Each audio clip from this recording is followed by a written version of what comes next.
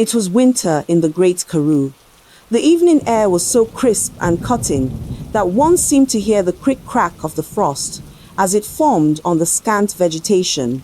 A scrall wind blew from the distant mountains, bringing with it mingled odor of karoo bush sheep kraals and smoke from the coffee hut snorn, perhaps desirable in itself, but also blent and purified in that rare, clear atmosphere, and so subservient to the exhilarating freshness that Piet van der Merwe took several sniffs of pleasure as he peered into the pale moonlight over the lower half of the divided door. Then, with a little involuntary shiver, he closed the upper portion and turned to the ruddy warmth of the purring fire, which Willem was feeding with mealy cups from the basket beside him.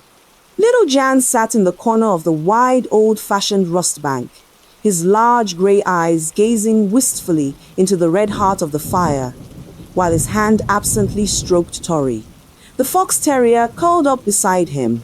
Mother, in her big Madeira chair at the side table, yawned a little over her book for winter or summer. The mistress of a Karoo farm leads a busy life, and the end of the day finds her ready for a well-earned rest. Piety held his hands towards the blaze, turning his head now and again towards the door. At the far end of the room, presently this opened, and father appeared comfortably and leisurely, as if such things as shearing, dipping, and ploughing, no part of his day's work, only the healthy tan, the broad shoulders, the whole well-developed physique, proclaimed his strenuous open-air life. His eye rested with pleasure on the scene before him, the bright fire throwing gleam and shadow on painted wall and polished woodwork, and giving a general air of coziness to everything the table spread for the evening meal. The group at the fireside, and his dear helpmate, who was responsible for the comfort and happiness of his well-appointed home.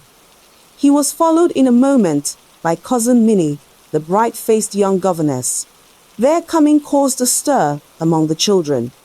Little Jan slowly withdrew his gaze from the fire, and with more energy than might have been expected from his dreamy look, pushed and prodded the sleeping terrier along the rust bank so as to make room for Cousin Minnie. Piety sprang to take the basket of mealies from Willem's hands and carry it into the adjoining kitchen. Cousin Minnie followed him into the kitchen to fetch a jug of milk. Mother rose to set her book aside and busied herself with the tea making, in which she was soon assisted by Cousin Minnie Little Jan, whose thoughts, as a rule, wandered in wide fantastic channels, was just now entirely absorbed in an exciting plan he had formed to visit the mountain cave which Piety had discovered the week before. There was nothing that could be called extraordinary about this cave, but its situation and the fact that it had been discovered accidentally while looking for a missing sheep had made it of peculiar interest to the children. The entrance was well hidden by a large bush, which was in its turn surrounded by a thicket of tall karoo shrubs. The interior was cool and dry and smelled strongly of wild mint, which grew about the opening. Piety declared that it was a splendid place to hide in, and suggested that it would make an excellent fort if they could only find some old guns and powder to defend it.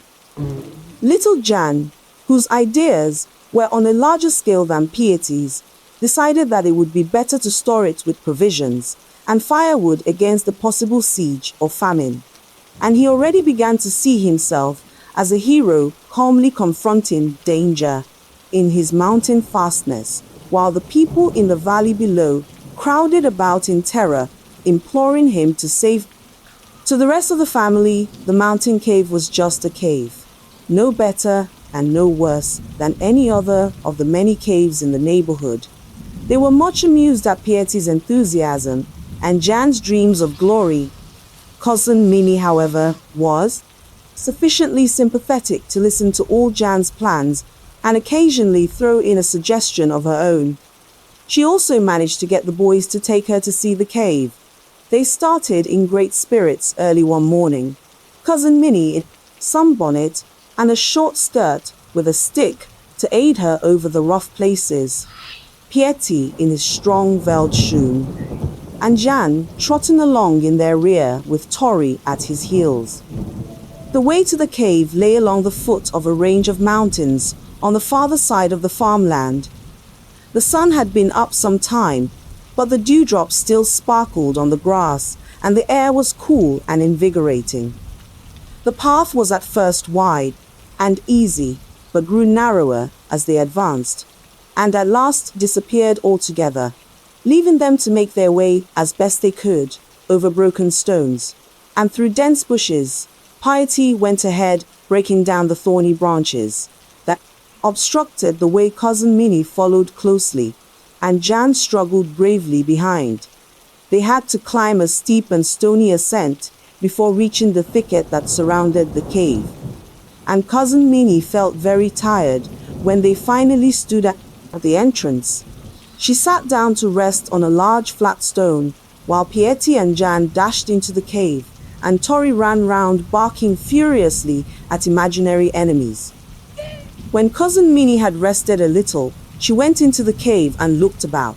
She praised the place and made so many clever suggestions about arranging it and making it comfortable that Jan began to wish he had chosen her instead of Piety for his lieutenant. After that, she sat down on a little mound and took out sandwiches and cakes that Mother had put up for them, and they all enjoyed a good meal. When they came out into the sunlight again, Cousin Minnie suggested that as they had plenty of time, they should climb a little higher up the mountain and see what was on the other side. Piety agreed at once, and though Jan was rather reluctant, at first a little persuasion soon overcame his scruples. So they set out once more, Cousin Minnie and Piety leading the way, Jan close behind, and Tori darting about barking joyously. The climb proved much easier than they had expected, and they were well repaid for their trouble. When they reached the summit, for the view was magnificent. They could see for miles and miles over the wide Karoo country, dotted here and there with flocks of sheep and the smoke. The huts of the Kafis beyond lay the mountains, rising range upon range, till they were lost in the purple haze of distance. Cousin Minnie stood gazing silently at the scene, while Piety and Jan clambered about looking for interesting stones to add to their collection. Suddenly, Cousin Minnie gave a little cry of delight and pointed to the sky. A great bird was soaring high above them, circling slowly and gracefully in wide sweeps. Jan said he thought it must be an eagle, but Cousin Minnie said she believed it was a vulture. Piety declared that it was a hawk, and they were still disputing the point when the bird rose higher and higher till it became a mere speck in the blue and finally disappeared. It was late in the afternoon when they reached home, tired but very happy after their day's outing.